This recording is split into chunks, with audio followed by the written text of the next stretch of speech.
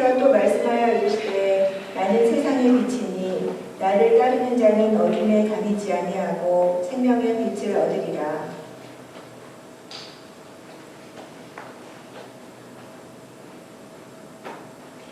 내가 세상에 있는 동안에는 세상의 빛이로다. 아멘.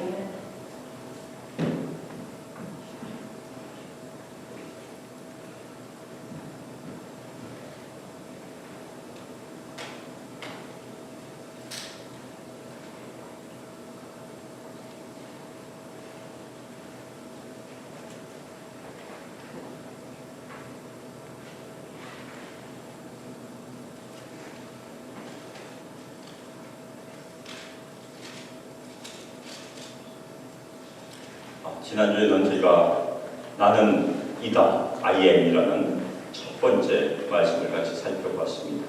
오늘은 두 번째 말씀, 나는 세상의 빛이라 하는 말씀 가지고 예수님께서 어떤 분이신지를 같이 살펴보도록 하겠습니다.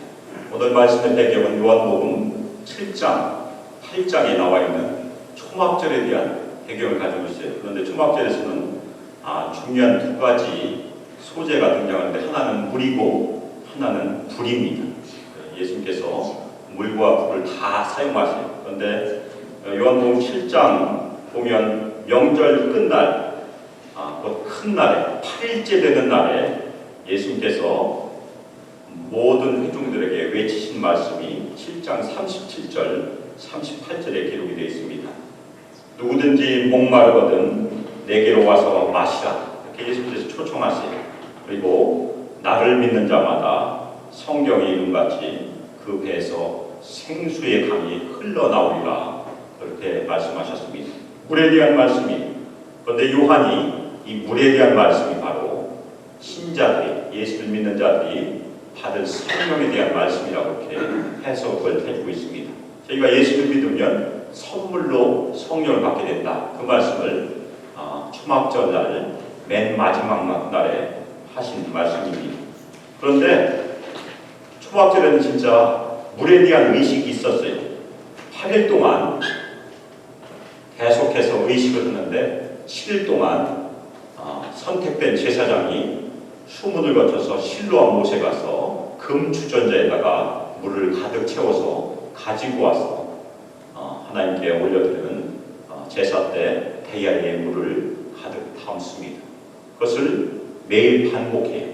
그런데 7일째 되는 날에는 제사장이 7번 제단을 돌고 금 주전자에 있는 물을 대에다 부음으로 하나님께 올려드립니다.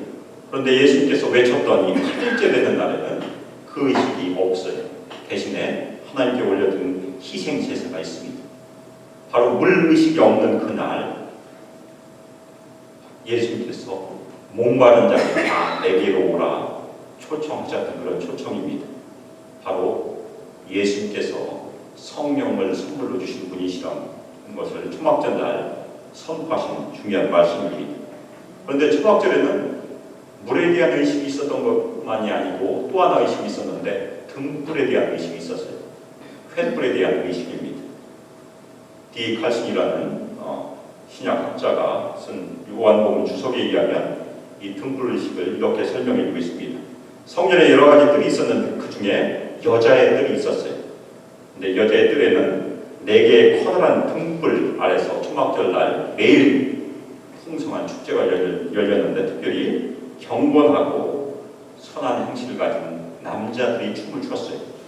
근데 남자들이 그냥 춤을 추는 것이 아니고 손에 불타는 횃불을 다 들고 춤을 췄다고 합니다. 그런데 이 등불 의식은 초막절 축제 매일 밤 계속됐고 그 성전에서 비춰진 그 모든 빛은 예루살렘을 비췄다고 합니다. 바로 그 빛에 대해서 예수님께서 말씀하신 것이 오늘 말씀입니다. 그래서 그 빛에 비유를 하시면서 나는 세상의 빛이다 그렇게 선포하신 말씀이 8장 12절 말씀입니다. 그런데 저희가 세상의 빛이라는 것을 살펴보기 전에 하나님은 빛이시라 아니면 예수는 빛이시라 성경에 여러 번 선언이 나오는데 그것의 의미를 먼저 살펴보도록 하겠습니다. 첫째, 저희가 하나님은 빛이시라, 예수는 빛이시라 이렇게 말씀할 때 먼저 하나님은, 예수는 모든 만물의 창조자이시다라는 고백이 됩니다. 특별히 요한복음 1장 서두를 보면 태초에 말씀이 하나님과 함께 계셨다라고 선언하고 있어요. 말씀이신 예수님께서 태초부터 하나님과 함께 계셨던 것이, 그리고 그 말씀은 곧 하나님이시다라는 것으로 1장 1절을 마감하고 있습니다. 바로 예수님이 하나님이시다는 선언이 요한복음 1장 1절의 선언이, 그런데 그 말씀이신 하나님 예수님께서 1장 3절에 보면 만물을 창조하신 분이라고 선포하고 있습니다. 그러니까 창세기 1장에 보면 하나님께서 말씀으로 만물을 창조하셨는데 그때 예수님께서도 함께 계시면서 동역하셨다고 저희가 이해할 수 있는 그런 구절입니다. 그런데 저희 사람과는 어떤 관계가 있을까? 그것이 1장 4절에 기록되어 있습니다. 1장 4절에 보면 그 안에 생명이 있었으니 이 생명은 사람들의 빛이다. 빛이라는 단어가 등장을 해요. 예심 안에 생명이 있다고 얘기하고 있습니다. 그리고 이 생명, 예심 안에 있는 생명은 사람들을 위한 빛이라고 설명을 해주고 있어요. 그래서 예수님께서 빛이라는 것은 모든 인간에게, 사람들에게 첫 번째 육신의 생명을 주신 창조주이심을 2장 4절에 얘기하고 있습니다. 이것을 저희가 첫 번째 창조라고 불러요. 왜냐하면 하나님께서 6일 동안 모든 만물을 창조하신 것을 저희가 처음 창조니까. 그런데 이 말씀은 바로 저희가 잘 아는 창세기 1장에 나오는 그 창조 기사와 아주 잘 연결이 됩니다. 하나님께서 태초에 천지를 창조하실 때 맨 첫날 창조하신 것이 무엇입니까? 빛이에요. 빛이 있으라 말씀하시니까 빛이 있었어요. 물론 이 빛은 저희가 예수는 빛이시다, 하나님은 빛이시다라는 빛과 다른 내용이에요. 왜냐하면 이 하나님께서 창조하신 빛은 물질 세계의 빛입니다. 저희가 보고 있는 이 빛들이 다 하나님의 말씀으로 이루어진 빛입니다. 그런데 빛이 창조되기 전의 상태가 1장 2절에 기록되어 있습니다. 그런데 세 가지 중요한 단어가 있어요. 하나는 혼돈이고, 또 하나는 공허고, 세 번째는 어둠입니다. 흑암. 하나님께서 빛이 있으라 명령하시기 전에는 이 땅은 아주 혼돈스럽고 텅 비어있고 깜깜한 칠흑 같은 어둠이 있었다고 합니다. 유명한 물리학자, 다들 아시는 물리학자 알버트 아인슈타인이 이런 말을 했다고 합니다. 어둠은 실체가 아니고 현상이다. 어둠이라는 것은 빛이 없는 상태라는 것이에요. 그 어둠에 하나님께서 빛이 있으라면서 빛의 실체가 생긴 것입니다. 저희가 깜깜한 밤에 방에 들어가서 스위치를 딱 켜는 순간 무슨 일이 일어납니까? 그 방이 환해져요. 왜냐면 빛이 그 안에 들어와 있으니까. 사실 알버트 아인슈타인은 빛을 연구해서 노벨상을 받습니다.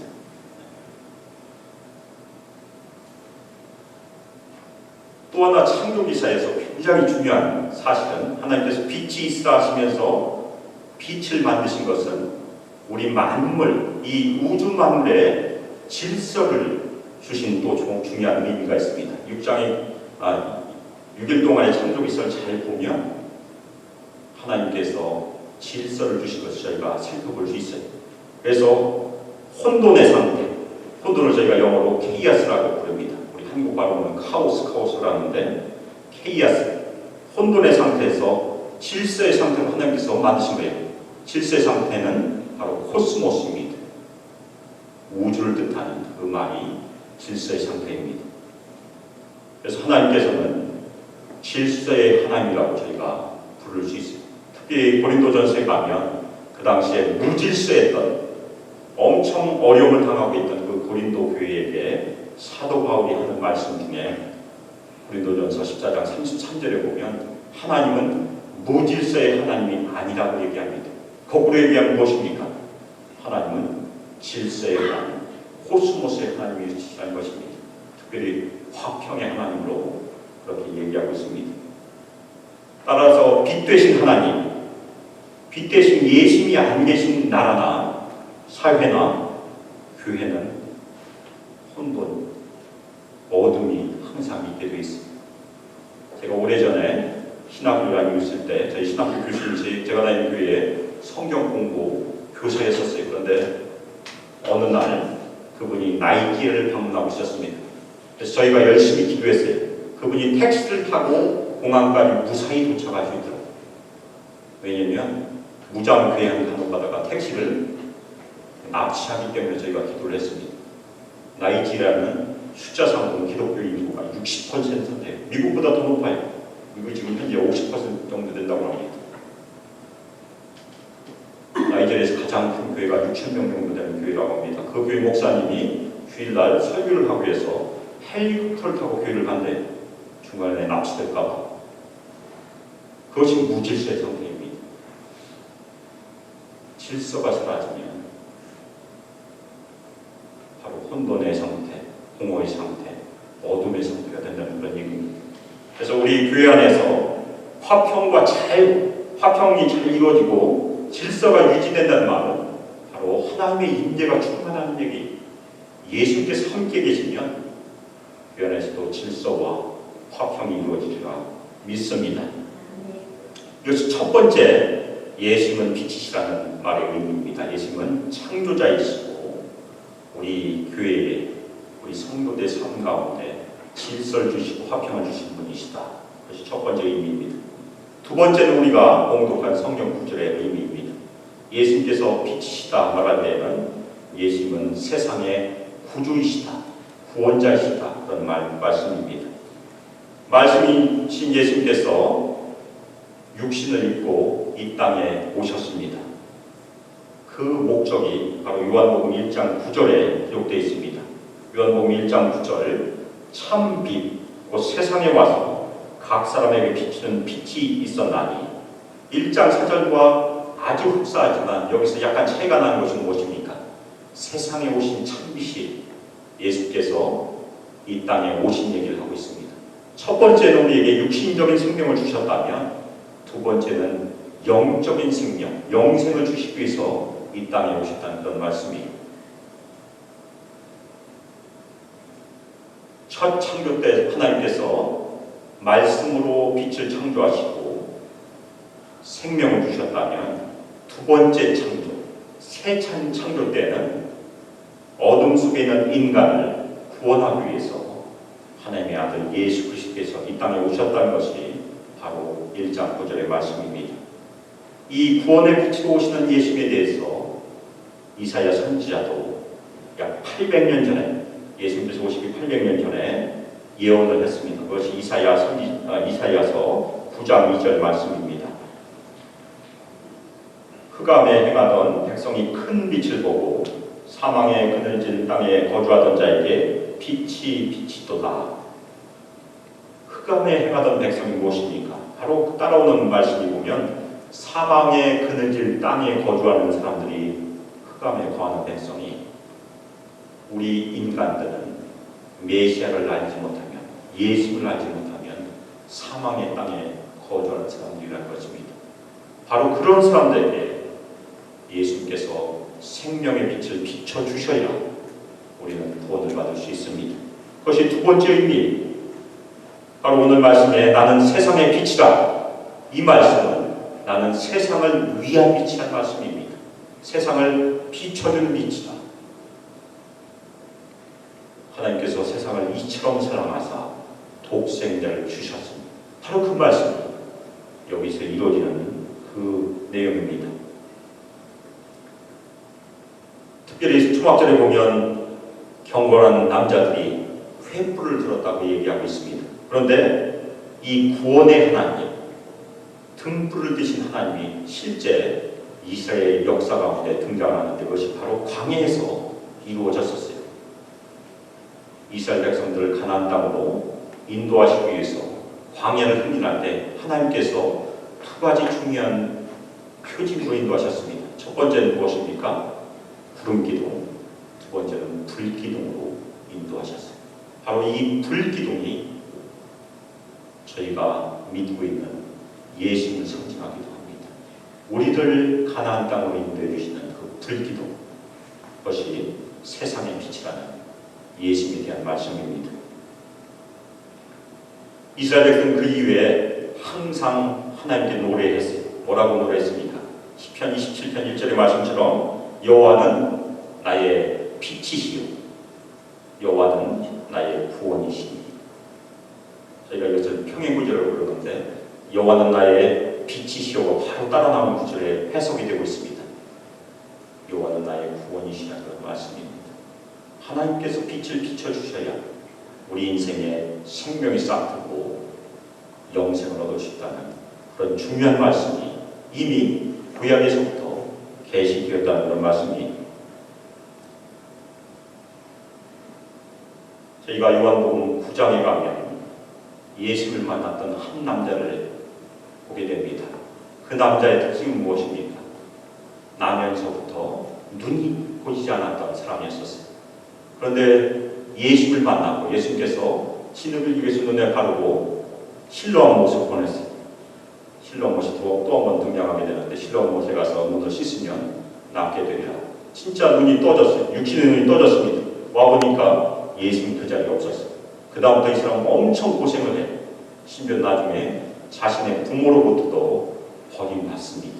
그런데 이 사람은 그 과정을 통해서 예수를 믿는 믿음이 점점 더 커져서 맨 마지막에 예수께서 네가 인자를 믿느냐 그랬을 때 예수님께 대해서 자신의 신앙 고백을 합니다.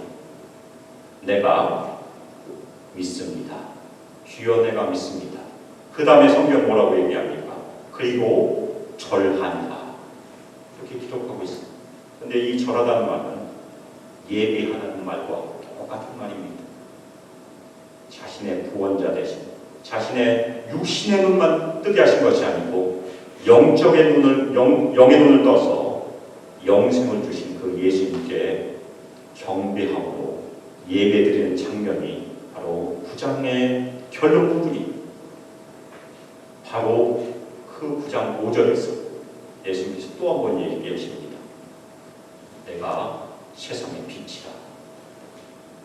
이 땅에 오셔서 자신을 죄인으로 인정하고 예수께 나오는 사람들에게는 빛을 주세요.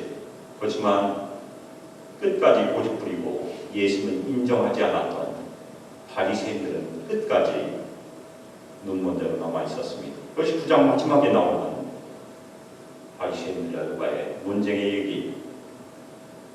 예수님이 이 땅에 세상에 빛으로 오셨습니다. 우리 모두에게 생명을 주시기 위해서 오셨어요. 우리가 이 땅에서 그 예수를 믿으면 우리는 다 영생을 얻고 영생을 누리게 됩니다.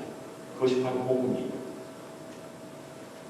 세 번째 빛의 특징 중에 하나가 또 무엇입니까? 순수함이라는 의미가 있어요. 그래서 저희가 예수님을 빛이시다 그렇게 부르는 순간 예수님의 도덕적인 순결함을 저희가 받아들인다는 그 의미가 또한 있습니다. 저희가 예수님을 믿고 더 이상 어둠에서 행하지 않는다는 것은 두 가지 의미가 있어요. 하나는 우리가 사망에 속하지 않고 빛으로 옮겨졌다는 그 의미가 있고 구원의 의미가 있고 또 하나는 무엇입니까? 더 이상 죄를 짓지 않고 경고하는 삶을 산다는 그런 의미가 있습니다. 특별히 예수님께서 마태복음 5장에 보면 저희가 예수를 믿고 저희를 세상의 빛이라고 이렇게 부르는 말씀이 있습니다. 그 세상의 빛이라는 것은 우리가 스스로 빛을 발하는 것이 아니고 예수님을 빛을 받아서 반사를 해야 되는데 어떤 면으로 반사해야 됩니까? 우리가 도덕적으로 깨끗한 삶을 이 땅에 살면서 바로 예수님의 빛을 발하는 것입니다.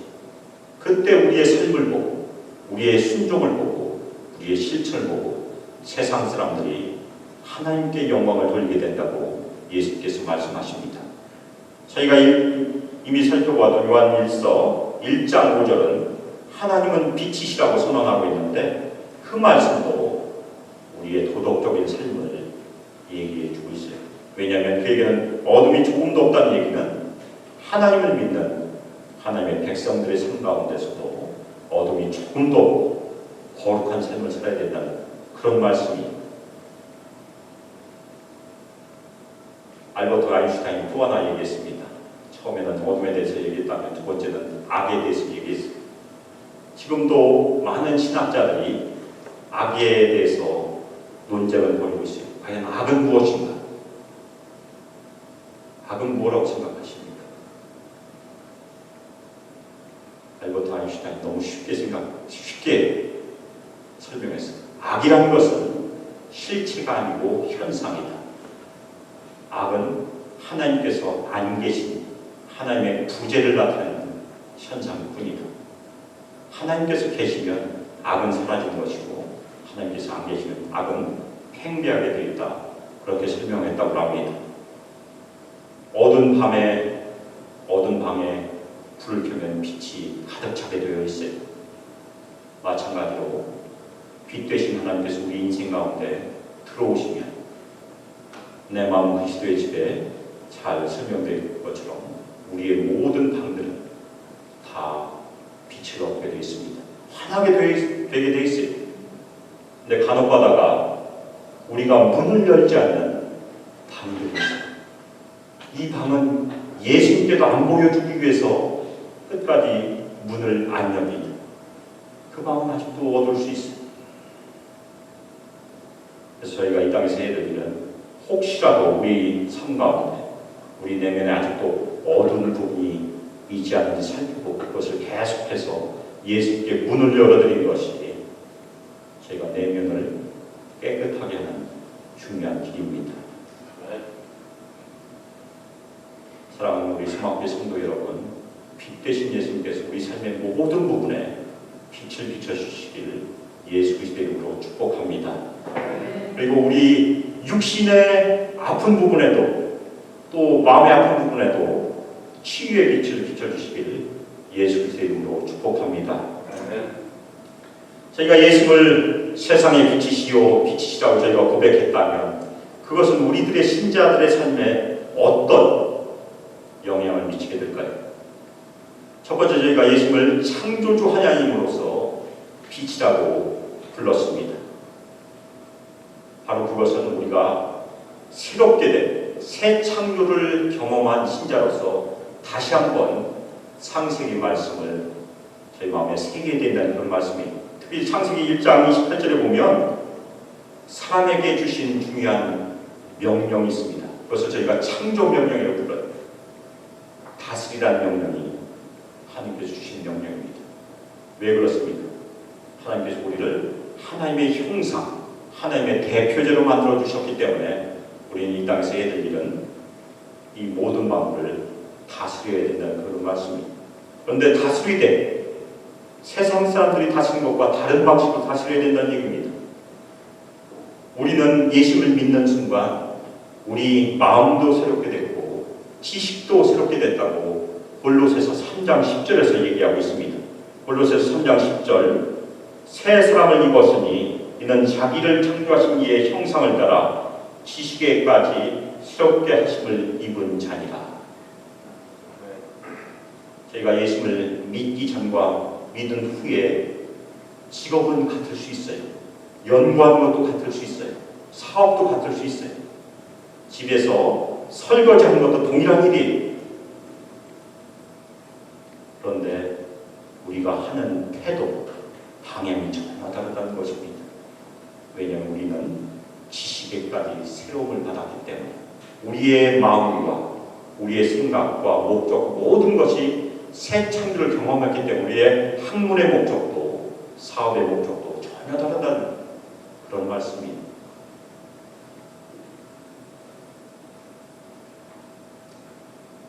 두 번째, 우리는 예수님의 빛을 반사하는 거울이 해는 스스로 빛을 발하지만 달은 빛을 만들지 않습니다. 달이 하는 일은 무엇입니까? 햇빛을 받아서 반사시키는 일을 하고 있습니다. 그래서 달빛도 빛을 비춰줍니다.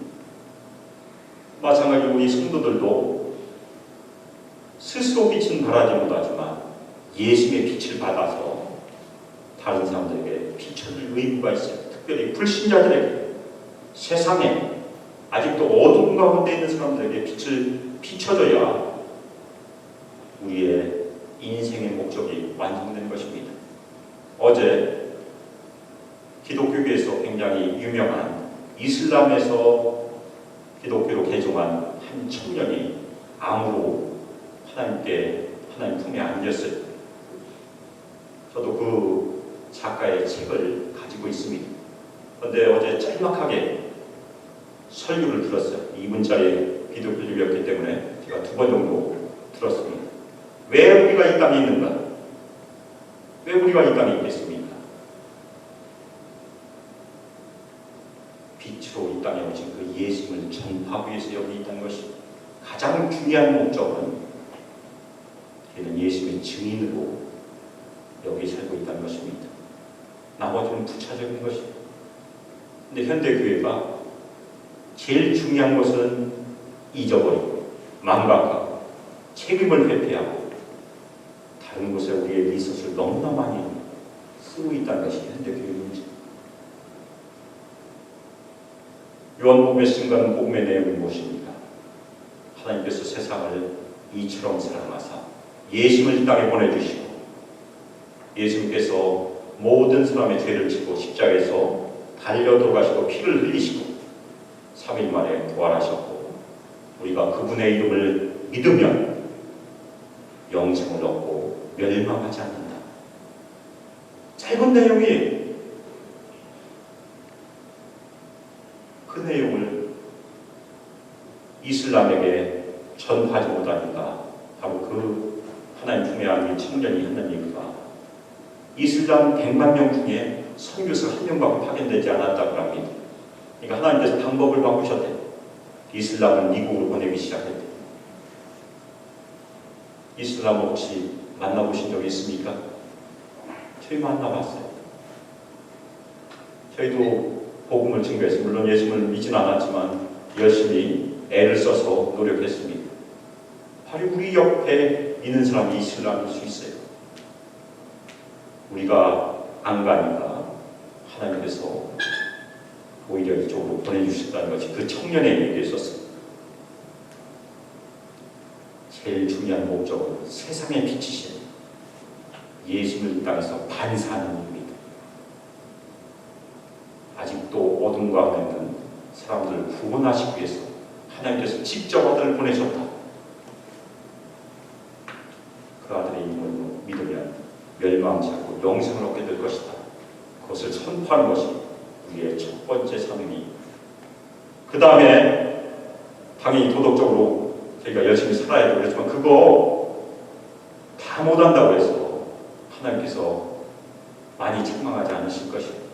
오히려 우리가 첫 번째 옆에서 죽어가는 사람이 있는데 내버려 두고 천국에 가면 너 거기서 뭐하다 왔냐 그렇게 얘기할 것입니다. 우리가 가난한 사람 만나서 열심히 먹을 거 줄 수 있어요. 옷도 줄 수 있어요. 물도 줄 수 있고 집도 해줄 수 있고 다 해줬어요. 마지막에 영생을 얻는 길을 얘기해 주지 않으면 예수님께서 나중에 저에게 뭐라고 하시겠습니까? 가장 중요한 내용이 바로 그것입니다. 우리는 거기에 대해서 침묵하고 있다는 것이 우리의 부끄러운 일입니다.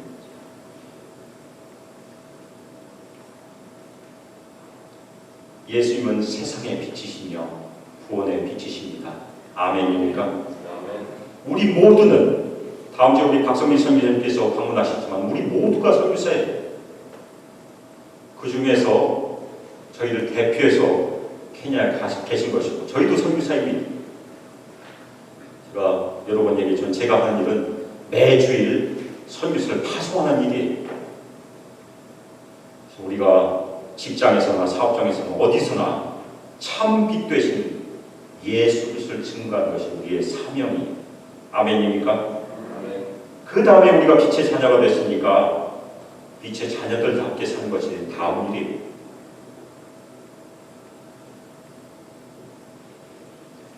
그래서 사도 바울이 에베소서 5장 8절 9절을 보면 우리가 이 땅에서 해야 될 일, 세 가지 일을 얘기하고 있습니다. 모든 착함과 의로움과 진실함을 실천해라.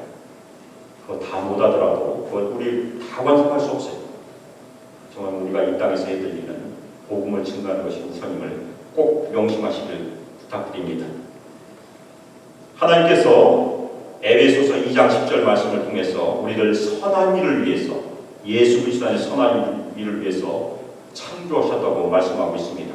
이 선한 일을 그냥 우리의 도덕적인 순결한 삶이라고 한정 지을 필요가 없어요. 이 선한 일은 우리가 이 땅에서 해야 될 모든 일을 포함합니다.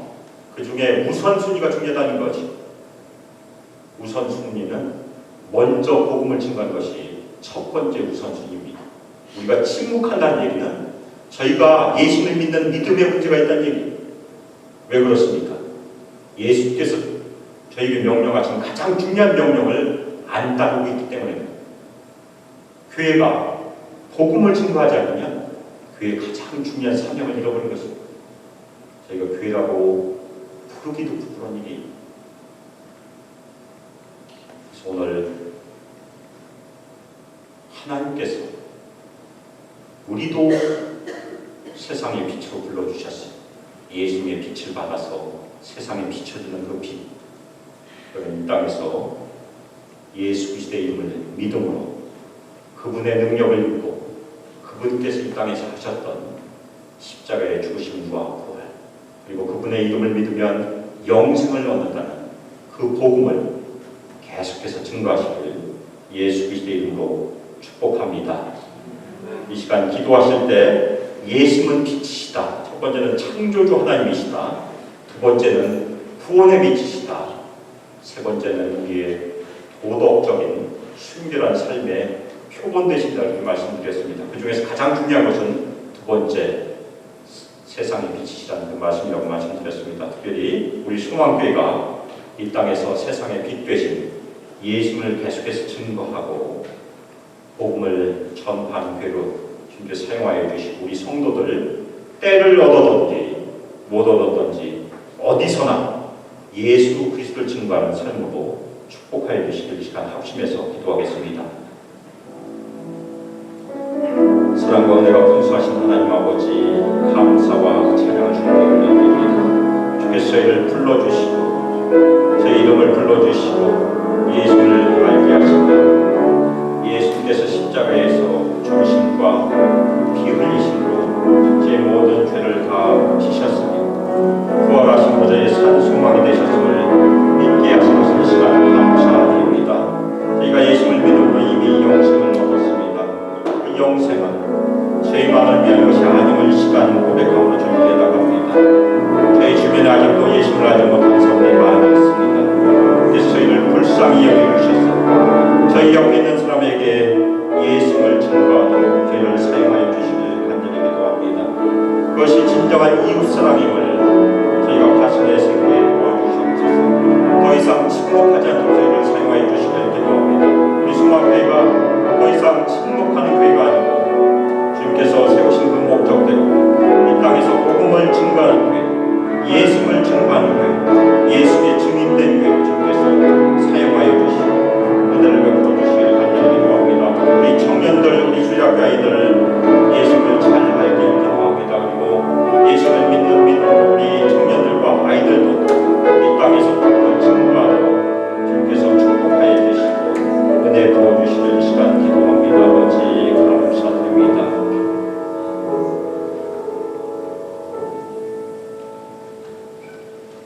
찬송가 552장 같이 찬양하겠습니다.